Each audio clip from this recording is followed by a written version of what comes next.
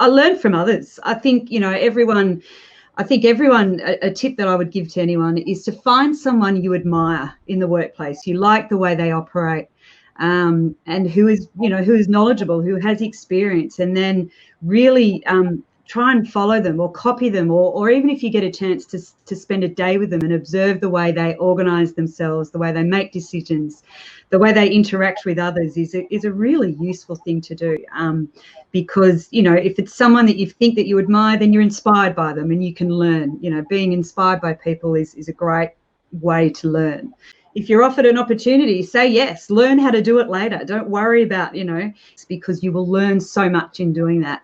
And it will expand your skills and your knowledge base and probably send you off in a direction that you perhaps are getting involved in as much as you can, seeking opportunities, asking for opportunities to be involved in things will certainly, and that's really what I've done.